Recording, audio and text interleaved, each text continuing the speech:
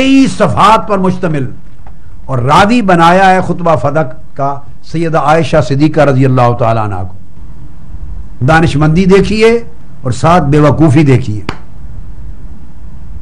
انہوں نے کہا کہ خطبہ فدق ہے صدیق اکبر کے خلاف رضی اللہ تعالیٰ عنہ۔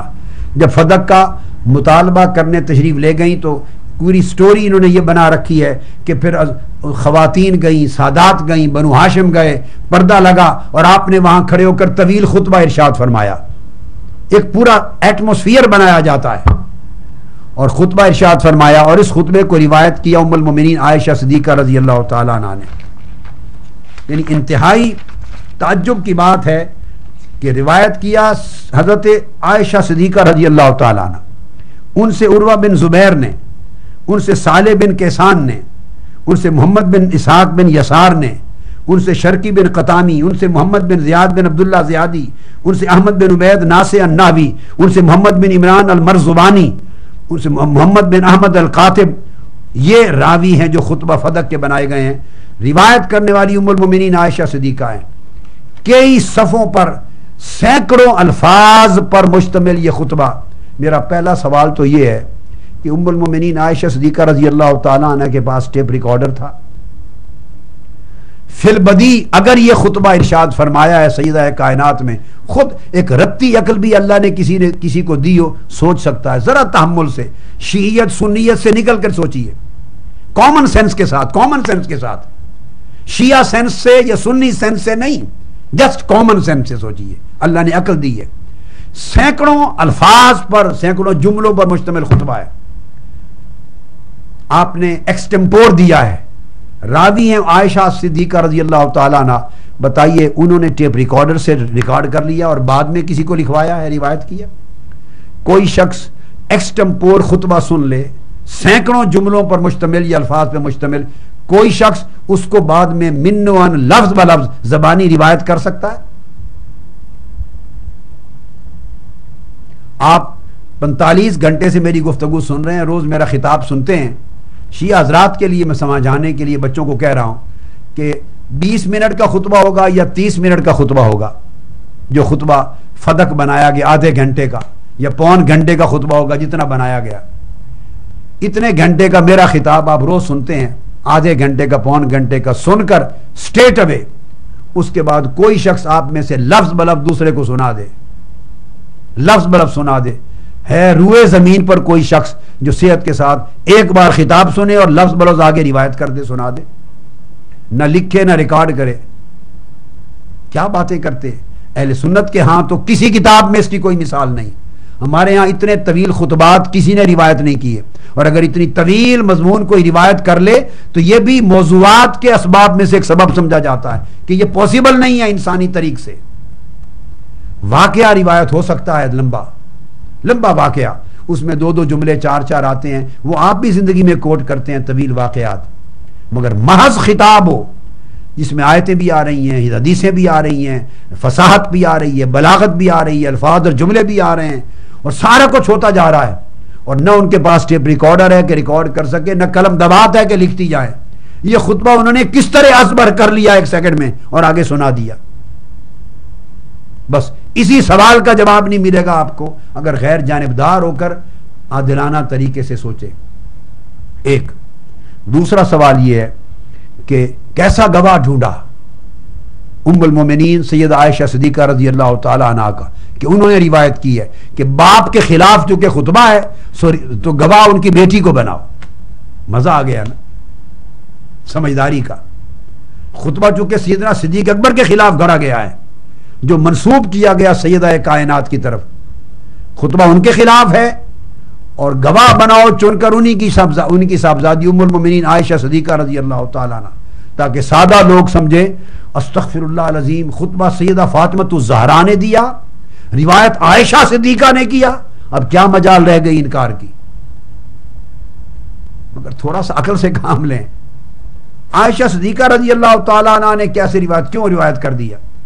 اپنے والد کے خلاف پورا خطبہ روایت کرنا تھا کہ والد کے ساتھ ناراضگی تھی ان کی، حضرت ابوبکر صدیق کو بدنام کرنا تھا،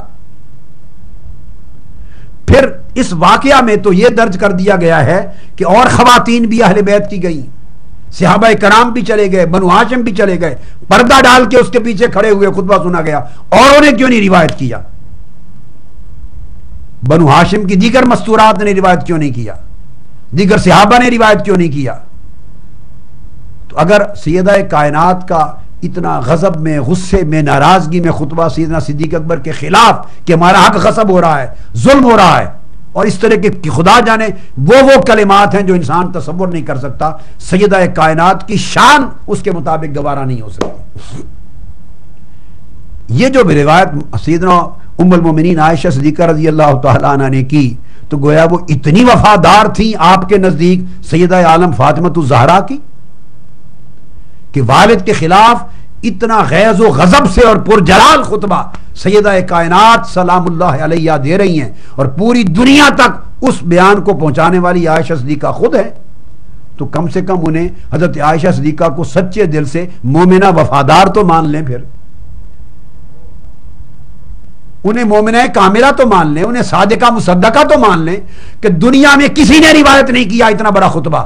اگر ام المومنین عائشہ صدیقہ روایت کر رہی ہیں اپنے والد گرامی کے خلاف، تو آج سے یہ توبہ تو کر لیں کہ حضرت عائشہ صدیقہ کی مخالفت نہیں کریں گے، ان پر تو ایمان لے آئیں۔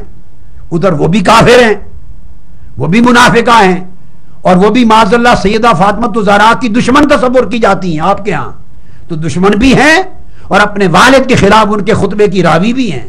ذرا دونوں باتوں کو جوڑ کے دیکھیے نا، عقل کہیں کام دیر کرتی؟ عقل کے کسی خانے میں یہ بات بیٹھتی ہے کہ دشمن بھی ہوں معاذ اللہ ستیلی ماں کے طور پر، استغفر اللہ العظیم، سیدہ کائنات کی، ان کے خلاف حسد بھی ہو، مخالف بھی ہو، اور اپنے والد کے خلاف سیدہ کائنات کا خطبہ لفظ بلفظ دنیا کو روایت بھی کر کے سنائیں۔ کم سے کم یہ قصہ گھڑتے ہوئے کچھ عقل سے کام لیا ہوتا۔ پھر میں نے کہا دروغ گو راہ حافظہ نہ باشد، جب آدمی جھوٹ بولنے پر آتا ہے تو تعصب اور حسد انسان کی عقل چھین لیتا ہے، شعور ختم ہو جاتا ہے، کسی اور کو گواہ اور راوی بنا لیتے۔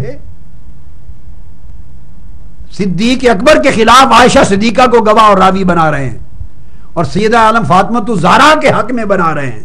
ذرا دیکھیں کسی سمت میں بھی بات نہیں جڑتی بیٹھتی۔ انا للہ و انا الیہ راجعون۔ اور جو میں نے عرض کیا کہ یہ عقل انسانی میں یہ نہیں ہے کہ طویل خطبہ دے کے لفظ بلفظ کیسے روایت کر دیا، یہ موضوعات ہوتی ہیں چیزیں۔ یہ کیسے بنا؟ یہ سیدہ عائشہ صدیقہ نے نہ روایت کیا، نہ عروہ بن زبیر نے کیا، پورا خاندان صدیق اکبر کا انوالو کر لیا۔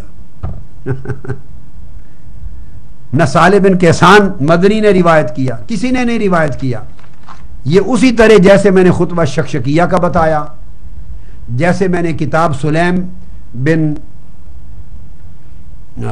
کی کتاب کا بتایا، بن العامری الہلالی، سلیم بن قیس الہلالی، جس نے واقعہ گھڑا سیدنا فاروق اعظم کا حملہ کرنے کا، جیسے وہ سنایا، جیسے یہ میں نے آپ کو ابھی خطبہ شکشکیہ کا حال بتایا۔ یہ وہ چیزیں ہیں کہ صدیوں بعد لوگوں نے خود بیٹھ کے، یہ خطبے وہ ہیں جو تحمل سے لکھے گئے ہیں، جو شیعہ کتب میں جو دلائل دیے جاتے ہیں نا مسئلہ فدق کے حق میں، جو قرآنی آیات اور حدیث جو دلائل شیعہ علماء کتابوں میں دیتے ہیں، وہ دلائل سارے خطبہ میں جڑ دیے ہیں۔ حضرت سیدہ کائنات فاطمہ الزہرا کی زبان مبارک میں ڈال دیے، جو شیعہ کتب میں دلائل الگ دیے جاتے ہیں۔ حضرت زکریا کی دعا رب حب لی من لدنک ولیہ یارثنی و یارث من آل یعقوب، حضرت سلیمان اور داؤد علیہ السلام کا وراثت کا پانا، جو دلائل شیعہ کتب دیتے ہیں مناظر، وہ سارا مناظرہ سیدہ فاطمہ الزہرا کی طرف منسوب کر دیا۔ اور پھر اس کے بعد آگے اس کے تھوڑا راویوں کا حال بھی لے لیں۔ یہ جو خطبہ ہے فدق، یہ تو اس کی حقیقت تھی ساری۔ اب اس کے راویوں کی صورت تھوڑی دیکھ لیجئے۔ راوی اس کے ایک شرقی بن قطامی ہے، اوپر تو مقدس نام دے دیے نا، سیدہ عائشہ صدیقہ کا، زبیر بن العوام کا، اچھے نام دے دیے۔ اب اصل جو نیچے راوی بنائے شرقی بن قطامی ہیں، یہ راوی۔ اب اس کے اوپر دیکھ لیجئے، کتاب خطیب بغدادی تاریخ بغداد جلد 9 صفحہ 278 میں بیان کرتے ہیں، یہ جو راوی ہے خطبہ فدق، جو سند گھڑی گئی اور جو راوی ڈالے گئے اس میں الشرقی بن قطامی، وہ بیان کرتے ہیں کہ یزید بن ہارون سے مروی ہے، اور شعبہ نے بیان کیا کہ میں اس کی اور مساکین میں اس کے لیے صدقے کا مستحق تھا، اس کے لیے بھلائی کی بات کرتا اگر یہ شرکی فاروق اعظم پر جھوٹ بولنے والا شخص نہ ہوتا۔ یہ کذاب تھا اور سیدنا فاروق اعظم پر جھوٹ بولتا تھا، گڑتا تھا۔ یہ اس کی پوزیشن ہے۔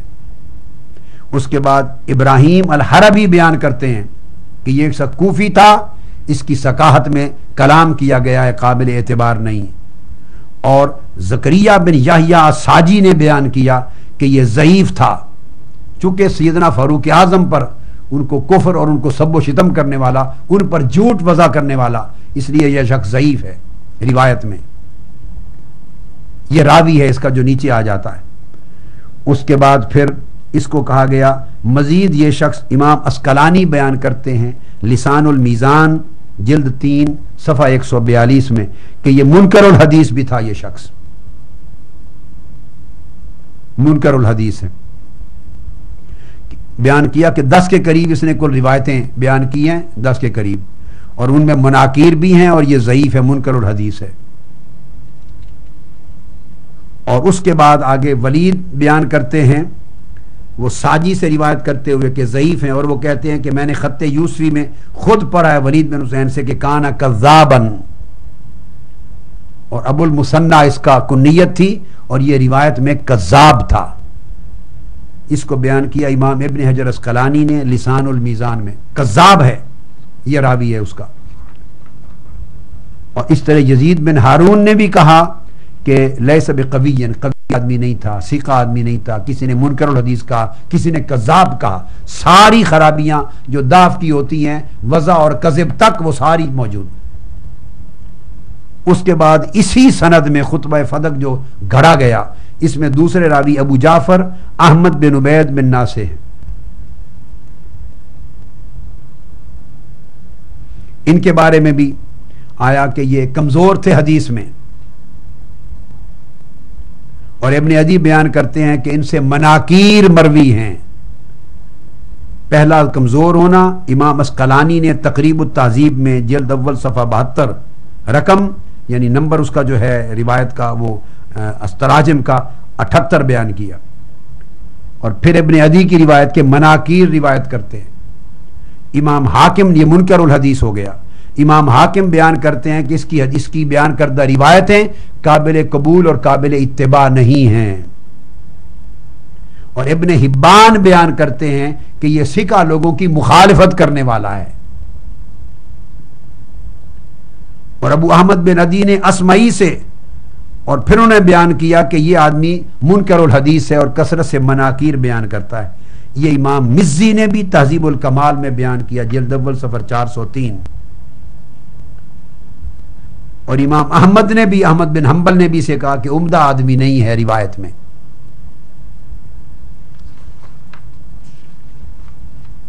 اس کے بعد آگے ایک اور راوی اس میں محمد بن عمران المرزبانی، اسی خطبہ فدق کی جو میں نے پہلے سند پڑھی، محمد بن عمران المرزبانی، یہ استاذ ہیں اسی آگے شریف المرتضی سید رضی کے، اور اس کے مرتب بھی وہی ہیں۔